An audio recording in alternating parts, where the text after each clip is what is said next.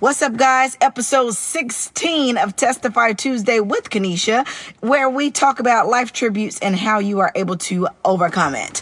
I want you to know that today is a sensitive subject for me. We are talking about mom guilt, and I don't know why it is named mom guilt, because it's really woman guilt. If you are a woman, you have faced guilt at some point in time, having to say no, having to leave the kids at daycare, taking them to school. Right now with this pandemic, I thought this was the perfect time for us to talk about mom guilt, which is really woman guilt. But I call it mom guilt because I know it's been said more than once.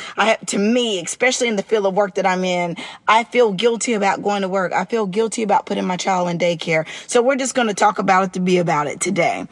Having 8 children, 5 I have birthed, 1 we adopted, and 2 are stepchildren.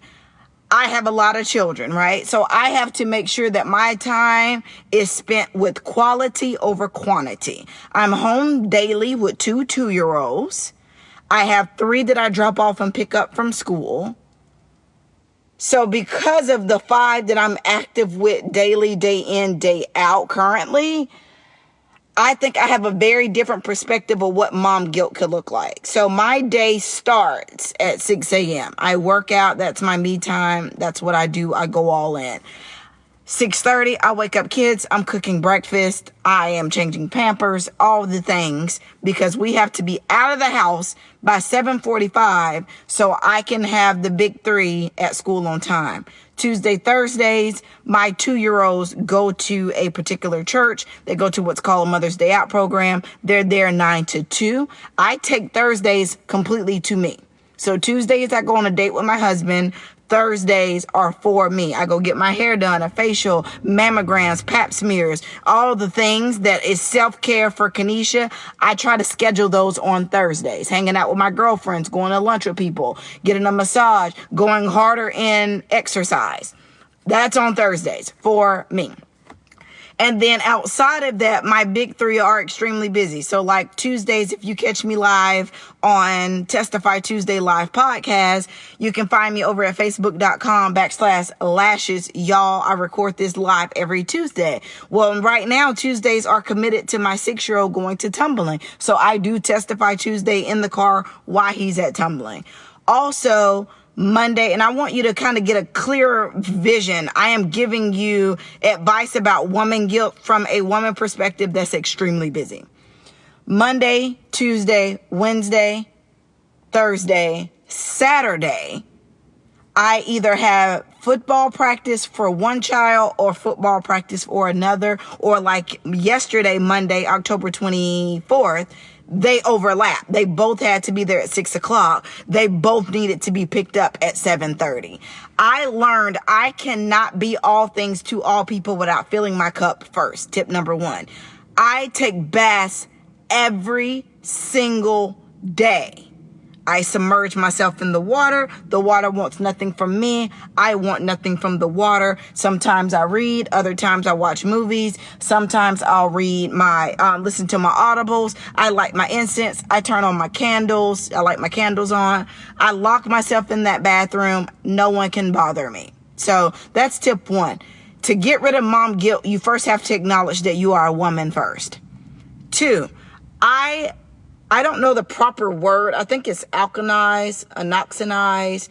I don't know it, but I know it means to get into people's heads of what the mission is. So I talk to my kids. Listen, you got to be there at 6 o'clock. He needs to be at football at 6 o'clock. He has to be there till 7:30. You need to be picked up at 7:30. Somebody's going to get dropped off early so everybody can be on time, and somebody else is going to be picked up late. I picked you up late last week, so I'm going to pick you up late this week. I try to keep it fair, and I have to let them know it's 1 of me, 7 of you.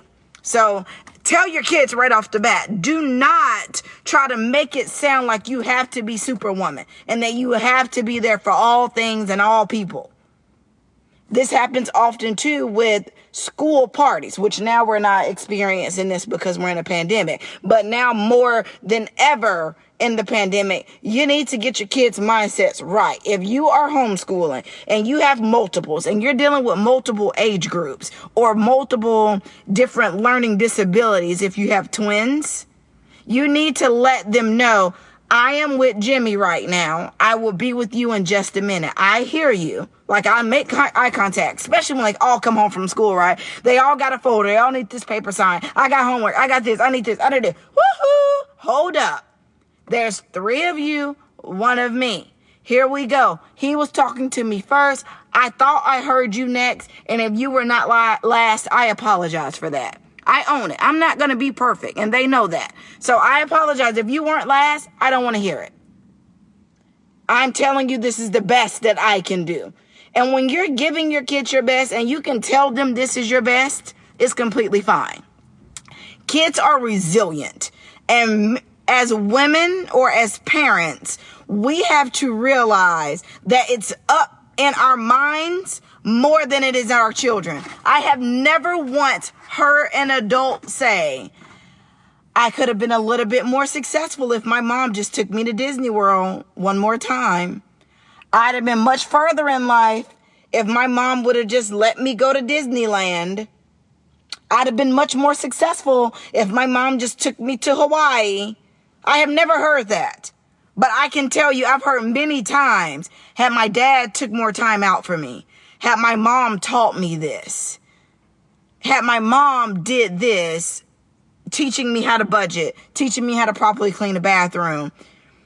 I've never heard anyone say, if I'd have just taken more trips, if I'd have just got more stuff for Christmas, if I could have just got new shoes every 3 weeks. I never heard any of that. Yet we put this guilt on us that we have to compensate time for money. Here's the best quote someone ever told me. When your children are young, it's going to cost you time. You're going to trade time for money. But when your children are older, you're going to trade money for time. Meaning, when they're small, you're probably going to have to take off work. You're going to have to be more invested. You're going to make less money because you need to be more present. And when they're older, they're teenagers, they're going to want to do their own thing and go their own way. So then you're going to trade money for time. I'll give you an allowance if you go here with me. Let's go shopping. Let's hang out here. Let's go there, because that's what teenagers want to do. So why is it that we can give our best selves to everyone else but ourselves? So that was tip 1. Make sure you take time out for you. Tip 2, be honest. I'm going to be late. You're going to be early. I can't be here this time. I have something else planned during this time. Because think about it. Your kids don't have any issue telling you when they have something else to do. They don't have any issue. Mom, my show comes on at 7 o'clock. I got to get my chores done. Not right now, Mom. I'm watching my YouTube. Oh, Mom, this is my computer time. Oh, wait, Mom, I got to go. Little Johnny's calling me on my cell phone. He's FaceTiming me on the iPad. I gotta go. Kids don't have no issue shutting down the conversation, shutting down the games. So release yourself of that guilt, because your children don't know guilt. And guess who gets to decide if you're a great mother? This was another quote someone taught me. Guess who gets to decide if you're a good mother? Your kids. You don't get to decide that. You may feel like you're doing your best, and you may feel like you're doing your all. You may feel like you're killing this mom thing, but only your kids really get to decide if you're a good mother. So a lot of the guilt comes from comparison. We see the over-the-top birthday party, or the elaborate Christmas gifts, or what the Easter bunny brought them, or the things that they do as far as vacationing or camping, or the extracurricular activities those children get to do. Those are not your babies. That is not your life. And your children don't even see it. They don't see the things that you see on social media. So it is a false expectation that you have placed upon yourself that you think your children are supposed to be able to do. Reality TV has changed reality for people's mindset. It is not normal to buy your 16-year-old a Mercedes as their first car. It is not normal to think that you have to take 7 or 8 trips as a family every year. What is normal is providing family game night once a week. So because I work a lot, I'm a Capricorn. We are diehard workers. That's what we do. Shout out to the Capricorns. We work hard. We wake up, we think about work. We go to bed, we think about work. We think about how we can work harder, how we can work smarter, how we can make more money, how we can make more money. That's all we think about. I love my husband. I love my kids. But I don't get that fuzzy feeling, oh, look at little Johnny go, he's so cute. I don't do that. I'm like, straight up, pound it, dude. You killed it. Pound it. Excellent. See you later. Mama's going to work. My kids know that. I sit on my phone. They're watching their show. I look up. Who's that? Oh, great. I'm back in my phone. I show them what I'm doing because I don't feel guilty about providing a lifestyle for them that can be provided from working from my phone. If you know you have to pay your bills and you know you need to go to work, you know you want to pay for your children's college, or you want to be able to pay the down payment on their first car, pay the down payment on their first home. Maybe you want to provide furniture for their first apartments. I hang out with people that challenge my thinking. Instead of providing more trips, I provide experiences, right? So mom guilting is something that is completely internal that we project onto our children. It's a false expectation. That's what guilt is. It's a false expectation that I should be doing more. Can I tell you tip number 3? Stop shoulding on yourself. Stop shoulding on yourself. Shoulda, coulda, woulda, didn't do. If you know you want to provide more and you have a desire to be more and a desire to have more, it's going to require you to do more. You can't be in 2 places at once. Just like I do Testify Tuesday here. He's here for an entire hour in tumbling. The first 10 minutes, I go watch him. For 20 minutes, I come talk to you on this beautiful podcast. And then for last 10 minutes, I go watch him. I don't have any guilt about that. If my kids have multiple events, one needs to be on a field trip. Oh, this is notorious what happens. 3 Christmas parties or 3 fall festivals. And one is from 8 to 10. The other one is from, 10 to 2. But then the other one, it overlaps where he has to be there, 12:30 to 2 o'clock. I split the difference and I don't feel guilty about it. I'm going to be on yours on time and I'm going to leave halfway through yours and then I'm going to come to yours. So I'm going to be 30 minutes late for yours. I tell my kids that. It does not require you being superwoman. It requires you being real with your boundaries and setting healthy boundaries. And as women, not overextending ourselves by doing it. So if you know you're going to the baby shower on Saturday and you know your children have somewhere to be on Saturday, why overextend yourself? And it is okay to say yes to yourself and no to your child. If your friend invited you to their birthday party and your kids also were invited to a birthday party and this is your greatest friend and you really want to go, but you don't feel like driving twice, you got a choice to make. Either baby is not going to their birthday party or you're splitting the difference and going between the two. Hear me when I say this. If you teach your children how to manage your time now, they will know how to manage their time later. Woo-hoo. That was an aha moment for someone. When you break through and set boundaries with your children now, with your spouse now, with your friends now, with your parents now, you are teaching your children and their children and their children, because what you teach your children is your legacy, right? It's going to be found from generations to come. You get to decide. Just because mom and them did that doesn't mean you have to do it. If you teach your children how to manage their time now, they will be efficient time managers later. We have to learn that we are not in life to our kids, but for our kids. Your children are meant to grow up and be thriving citizens in their own rights, in their own beings. You signing them up for 100 curricular activities and running yourself ragged and putting the miles on your car and investing in the gas, and you're thinking you're making them a team player. Children need to learn disappointment as much as they have to learn achievement. Teaching your children disappointment is one of the greatest lessons you can ever teach them. You are powerful. You are the parent. You are the generational breaker. You are the curse breaker. You are the change. If you want to see the change, you have to be the change you want to see. So release that mom guilt. Release the woman guilt. At the end of the day, I reflect back on my day as I'm immersed in my bath, and I see what I could have done better and where I wasted time. And then I tell myself, you did the best that you could do with the knowledge that you had today. That's tip number 5.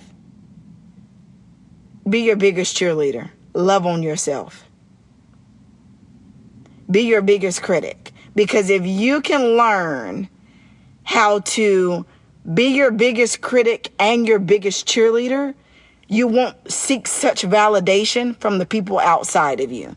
Because mom guilt, we're just running around looking for some accolades. That's truly what mom guilt is. It's guilt that it could have went a different way. So we're looking for someone to say, you're a great mom, you're a great wife, you killed that girl, you did that, you showed up, you got those babies done, you slayed. But you slay every day because you wake up and you face another day and you overcome all the triumphs that are coming in your way. Every mountain that's placed above you, everything that you are going through is not to you, it's for you. And it's meant for you to invest into the next generation so they don't have to, or because once they go through it, they can say, my mama said, da da da da. My mama told me this is what was going to happen. If you're getting any value out of this, shoot me some stars my way or feel free to hit the share button. If you know a woman that could benefit from this. And then feel free to drop some comments in the show notes. Let me know, what is your mom guilt? Because if you're guilty about not cooking every single day, if you don't always have an empty sink at night, if the floors may not have been swept and mopped today, if the bathroom isn't quite perfectly spotless, if it means your sanity, it is not worth it. Those filtered pictures and the beautiful pose photos, that's great, but that ain't reality. And reality is messing with people's true mindsets and their reality. Let it go. You're never going to be perfect, and your kids don't expect you to be. Let it go. I hope you got something out of this Testify Tuesday, had an aha moment or a breakthrough somewhere in here. If I can close with anything, it would be this. You have to be what you seek until you see what you said. You have to be what you seek. Begin to speak and speak what you seek until you see what you said. Literally. That is what I would end your mom guilt with. Mom guilt is completely up here. It's all mental. You are your biggest critic. You have 80,000 thoughts a day. And 70,000 of those thoughts are the exact same ones replaying. So be careful what you're speaking to yourself. No one gets to judge who you are as a mother but your children. I'm Kanesha Morrison. I hope you got something out of this today. Feel free to shoot some stars if you got some value. And I will see you guys on the next episode.